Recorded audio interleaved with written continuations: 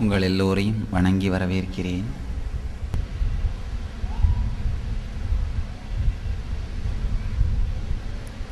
கதவை திற காற்று வரட்டும் என்கின்ற இந்த தலைப்பிலே தியானத்தை பற்றியும் ஆன்மீகத்தை பற்றியும் சில வார்த்தைகள் உங்களோடு பகிர விரும்புகிறேன்.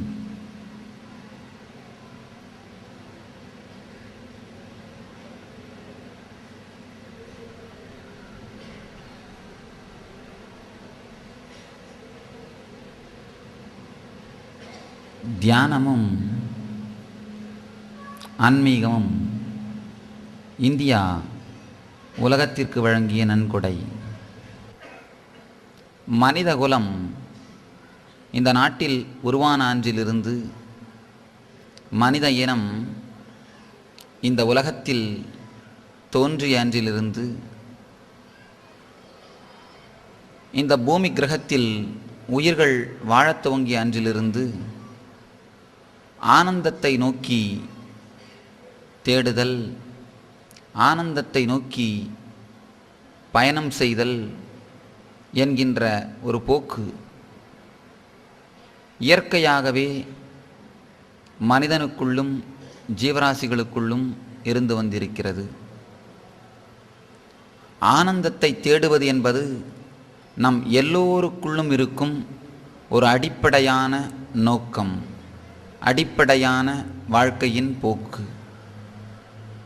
ஆத்திகராகட்டும் நாத்திகராகட்டும், இரண்டுமே புரியாத சாதாரண மக்களாகட்டும், எவ்விதமானவர்களாக இருந்தாலும் யாராக இருந்தாலும் ஆனந்தத்தை தேடுதல் என்கின்ற ஒரு விஷயம் நம் அத்துணை பேருக்கும் அடிப்படையான ஒரு வாழ்க்கை முறையாக இருந்திருக்கிறது. நம் வாழ்க்கையில் இது ஒரு அடிப்படையான குறிக்கோளாக இருந்திருக்கிறது. இரண்டு விதத்தில் மக்கள் ஆனந்தத்தை தேடினார்கள். முதல் விதமான தத்துவம் இந்த வெளி உலகத்திலிருந்து ஆனந்தத்தை தேடுதல்.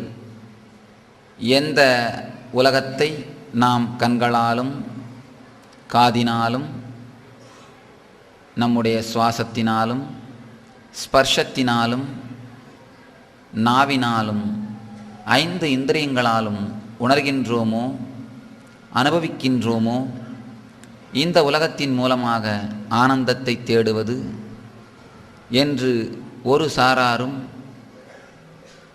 இதற்கு அப்பாற்பட்டு எந்த சக்தியினால் இந்த உலகத்தை நாம் பார்க்கிறோமோ அந்த சக்தியின் மூலமாக ஆனந்தத்தை தேடுவது என்று மற்றொரு சாராரும் வாழ்க்கையில் முயற்சி செய்ய ஆரம்பித்தார்கள்.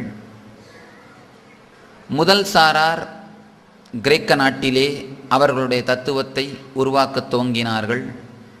இரண்டாவது சாரார் இமயமலையிலே அவர்களுடைய தத்துவத்தை உருவாக்கத் துவங்கினார்கள். உலகத்திலேயே 2 வாழ்க்கை முறைகளும் 2 தத்துவங்களும் தான் உண்டு. முதல் விதம் வெளியுலகத்தில் ஆனந்தத்தை தேடுவது, இரண்டாவது விதம் உள் உலகத்தில் ஆனந்தத்தை தேடுவது. முதல் விதம் கிரேக்கத்திலே அவர்களுடைய கலாச்சாரத்திலே ஆரம்பித்தது. லாஜிக் அல்லது கணித முறை என்று சொல்கின்றோம். லாஜிக், கணித முறை, அறிவியல், நாம் வெளியுலகத்தில் காணும் எல்லா விஞ்ஞானங்களும் கிரேக்க நாட்டு கலாச்சாரத்தின் வெளிப்பாடுதான். வெளி உலகத்தில் ஆனந்தத்தை தேடுதல் என்பதுதான் அறிவியலையும்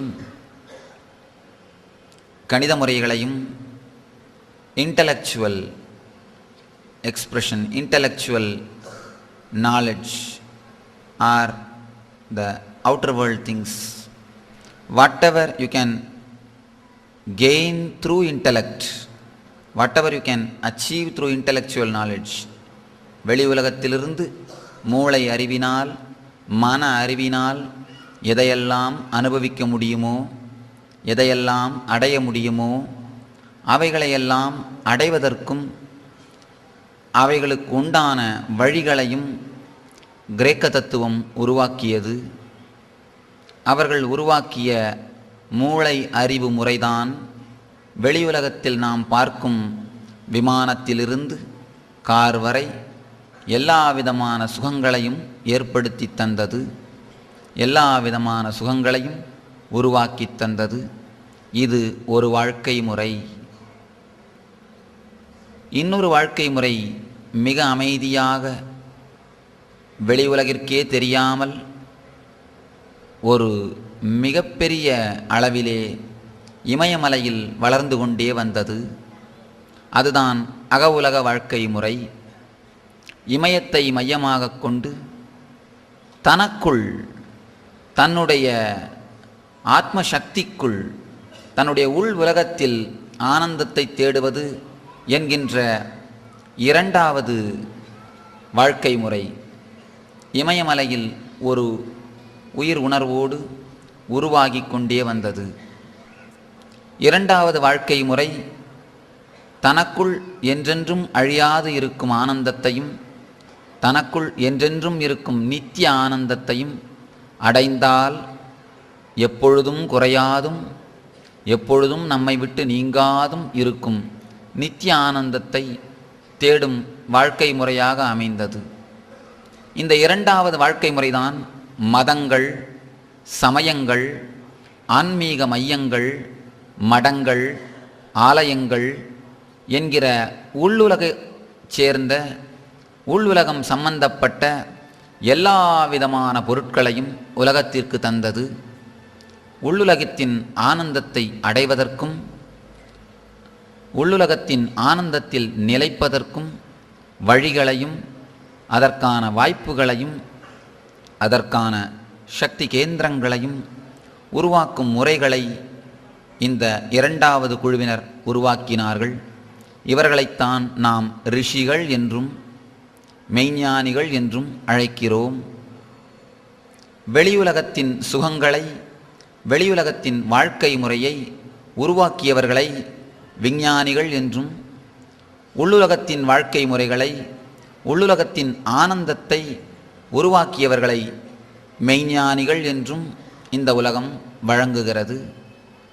மூளையினால், மனத்தினால் உணரப்படும் சுகங்களை, உணரப்படும் உணர்வுகளை தேடி ஓடிய குழு ஒன்று. உள்ளுணர்வினால், இதயத்தால் அடையப்படும் ஆனந்தத்தை தேடிய குழு இரண்டாவது.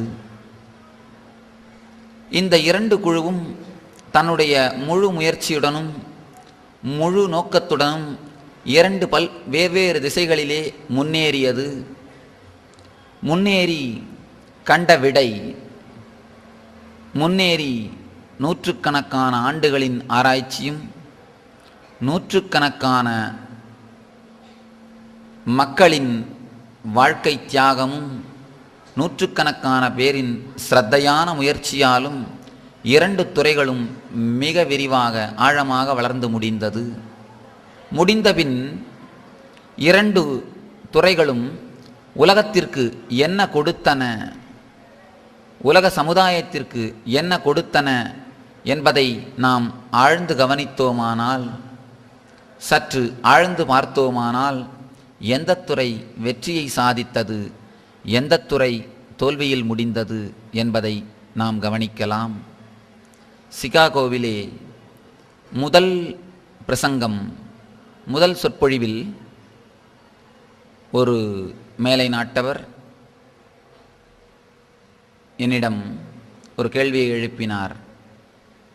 கீழை நாட்டிலே, முக்கியமாக இந்திய நாட்டிலே காலம் காலமாக உங்கள் உழைப்பும் உங்களுடைய வாழ்க்கை முறையும் உங்களுடைய பணமும் உங்களுடைய நேரமும் ஆன்மீகத்திலேயே செலவாகிறதே, உங்களுடைய கோடானு கோடிக்கணக்கான மதிப்புள்ள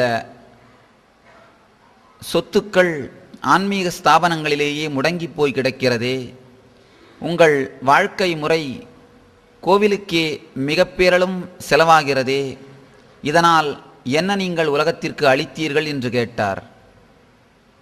அவருடைய கேள்வி, ஏன் உங்கள் வாழ்க்கை முறை கோவில்களையும் ஆன்மீக ஸ்தாபனங்களையுமே சுற்றி இருக்கிறது, இதனால் உலகத்திற்கு என்ன பயன் என்று கேட்டார். சுவாமி ஒரே வரியில் விடையளிக்க முயன்றேன். கீழை நாடு ஆன்மீக சாம்ராஜ்யம் இந்தியா மேலை நாட்டுக்கு வழங்கிய நன்கொடை விவேகானந்தன் இதே சிகாகோவில் வழங்கப்பட்டது. இந்தியா இத்துணை 1000 திருக்கோவில்களுடனும் இத்துணை 1000 மடாலயங்களுடனும் ஏன் இருக்கிறது? இன்னும் ஒரு இளைஞர் என்னிடம் கேட்டார், சுவாமி, ஏன் இத்துணை 1000 கோடி சொத்துக்கள் ஆலயங்களிலும் திருக்கோவில்களிலும் மடங்களிலும் இருக்க வேண்டும்? சுவாமி சொன்ன ஒரே வரி, அவைகள், இந்த ஆலயங்கள், இந்த மடங்கள், இந்த ஆன்மீக ஸ்தாபனங்கள் இந்தியாவில் இல்லாமல் போயிருந்திருந்தால் இந்தியா என்றோ சிதறுண்டு சுக்குநூறாகி போயிருக்கும். ஒவ்வொரு சமுதாயமும் உலகத்திற்கு ஒவ்வொரு நன்கொடையை வழங்கியிருக்கிறது. அமெரிக்கா சமூகத்தை பற்றிய அறிவையும், கிரேக்கம் அரசியலை பற்றிய அறிவையும், ஜெர்மனி மருத்துவத்தை பற்றிய அறிவியலையும், ஒவ்வொரு நாடும் ஒவ்வொரு சம்பந்தம், ஒவ்வொரு துறையை உலகத்திற்கு நன்கொடையாக வழங்கியிருக்கிறது. இந்தியா வழங்கிய நன்கொடை, இந்தியா உலகத்திற்கு வழங்கிய நன்கொடை ஆன்மீகம். இந்தியா உலகத்திற்கு வழங்கிய நன்கொடை தியானம். இந்தியா உலகத்திற்கு வழங்கிய நன்கொடை இந்த உள் உலகை பற்றிய அறிவியல். கீழை நாடு மேலை நாட்டிற்கு விவேகானந்தனையும், மேலை நாடு கீழை நாட்டிற்கு ஹிரோஷிமா நாகசாகியையும் தான் கொடுத்தது. இந்த 2 வெளிப்பாட்டையும் வைத்து எந்த துறை முழுநிலையை அடைந்தது என்பதையும், எந்த துறை தயங்கி மயங்கி வழியிலேயே நின்று போனது என்பதையும் நாம் தெளிவாக உணர்ந்து கொள்ளலாம். விவேகானந்தர் ஒரு இடத்தில் சொல்கிறார், இந்தியா உலகத்திற்கு வழங்கிய நன்கொடை தியானம். அந்தோ பரிதாபம், உண்மையில் நாம் அதை நன்கொடையாக உலகத்திற்கு கொடுத்து விட்டோம். அதனால்தான் நாம் செய்வதில்லை. அதை நாம் உலகத்திற்கு கொடுத்து விட்டோம், அதனால்தான் நாம் செய்வதில்லை. The gift unopened, பிரிக்கப்படாத பரிசு பொருளாகவே இன்னமும் ஆன்மீகம் இந்தியாவில் இருந்து கொண்டிருக்கிறது. என்னதான் பழம்பெருமை பேசினாலும், என்னதான் நாம் ரிஷிகளின் வாரிசுகள் என்று சொல்லிக்கொண்டாலும், நம்முடைய வாழ்க்கையில் எந்த அளவுக்கு இந்த ஆன்மீகத்தின் தாக்கம் இருக்கிறது என்று ஒரே ஒரு வினாடி தயவு செய்து உரைகள் போட்டு பாருங்கள். மேலை நாட்டில் யாராவது ஒருவரை நீங்கள் உங்களை பற்றி அறிமுகம் செய்யுங்கள் என்று கேட்டால், ஏதாவது ஒரு செல்வந்தரையோ அல்லது ராணியையோ குறிப்பிட்டு நான் அவருடைய வம்சம் என்று சொல்வார். அல்லது வேறு ஏதாவது ஒரு நிறுவனத்தை நிறுவியவரையோ பெரும் பணக்காரரையோ சொல்லி அவருக்கு தெரிந்தவன் என்று சொல்வார். அவர்களுடைய அறிமுகத்தை ராணியையோ கனவான்களையோ பணக்காரர்களையோ வைத்துதான் கொடுப்பார்கள். கீழே நாட்டிலே நீ யார் என்று கேட்டால் பரத்வாஜ கோத்திரம் என்று சொல்வார்கள். பரத்வாஜ கோத்திரம், விஸ்வாமித்ர கோத்திரம்.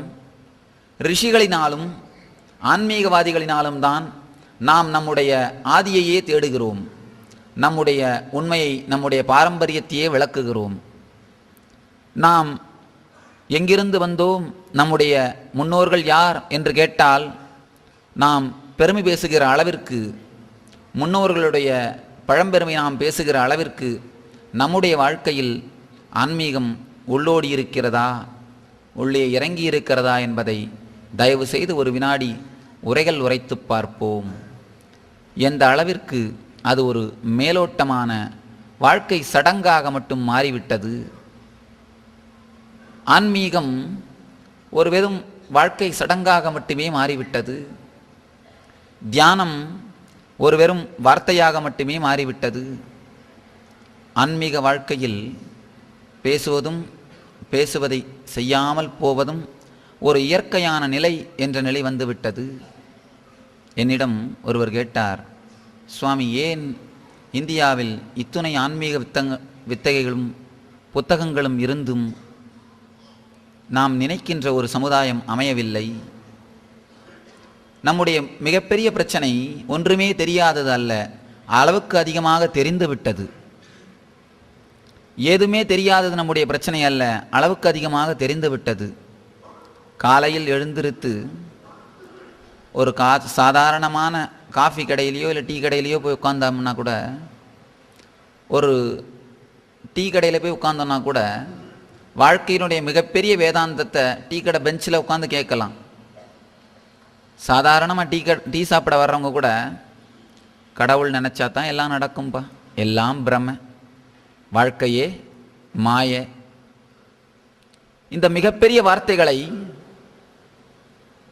இந்த மிகப்பெரிய தத்துவங்களை மிகச் சாதாரணமாக ஒரு தேநீர் கடையில் கூட பேசிக்கொண்டிருப்பதை காணலாம். பேசி முடிச்சுட்டு அந்த டீக்கு பணங்க கொடுக்க கூட அவங்களால முடியாது. ஐயா கடன் எழுதிக்கோங்க, நாளைக்கு கொடுக்குறேன் அப்படின்ட்டு போவாங்க.